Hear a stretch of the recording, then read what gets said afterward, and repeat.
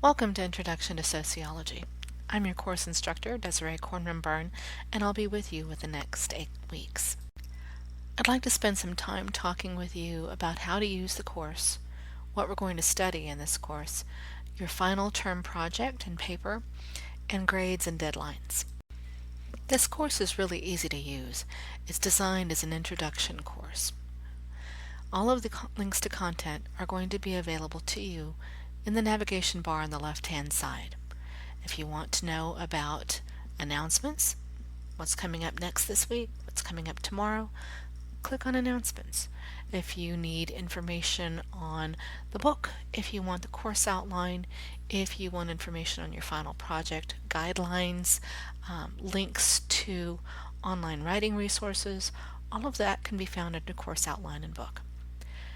Weekly Lessons contains all of the information you'll need each week to work through the content in the course. All right? That includes not just what chapters you're going to read, but also information on the discussion, along with links to that discussion, any quizzes that you may have scheduled for the week, along with links to those quizzes, additional PowerPoints, and videos. If you need to contact me, just click on Instructor and you'll find my contact information. The email link will provide you email information for all of the students in your course. If you want to know what your grades are for the week, click on My Grades.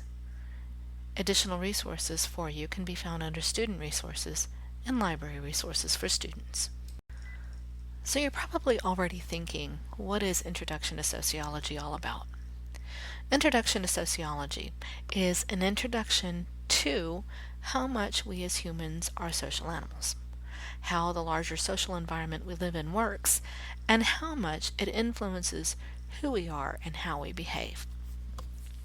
So in this course, we cover a wide variety of things, from the sociological imagination to research, culture, how humans are socialized, society and social interaction, groups and organizational interactions. We talk about deviance, crime, and social control, media and technology. We talk about social class and social stratification, specifically in the United States, but with some comparison to the rest of the world. We talk about race and ethnicity, gender, sex, sexuality, marriage and the family, population, urbanization and the environment, social movements, and social change. Why do we do this? Well, we want you to be able to do a few things. One of those things is we want you to have an understanding of the key concepts in the discipline of sociology. We also want you to know the major theories and theorists in sociology. Who are they? What were they thinking? Okay.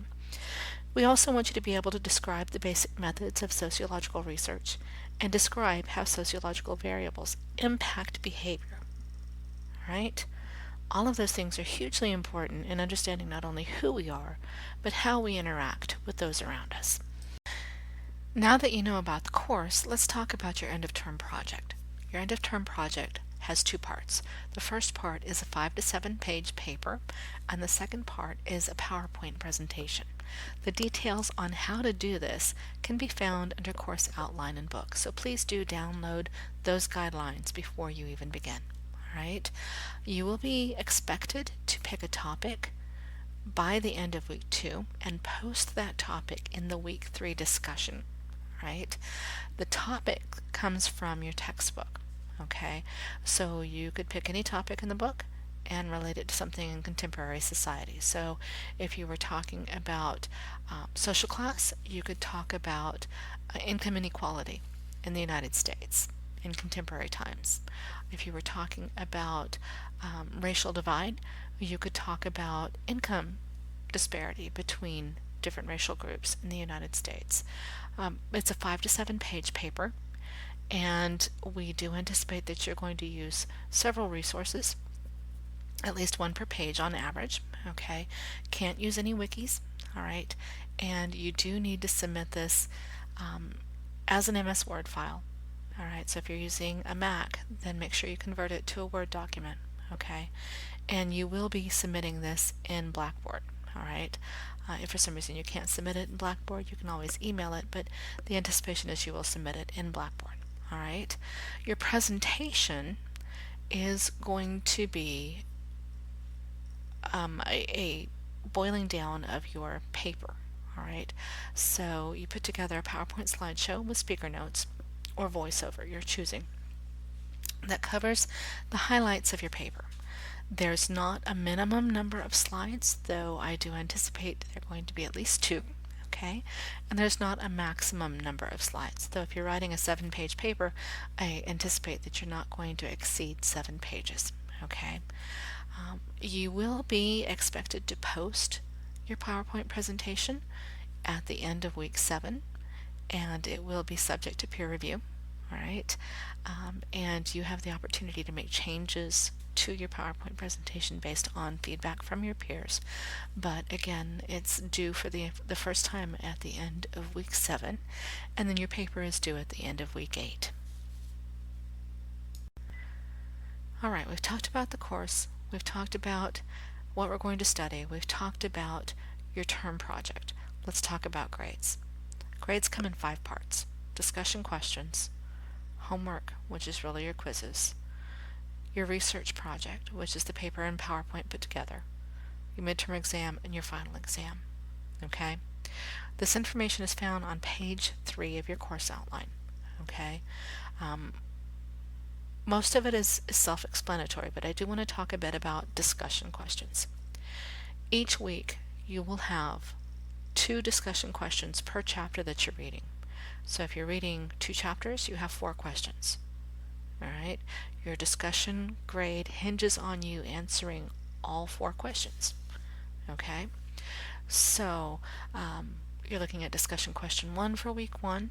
It says provide an initial response by Thursday.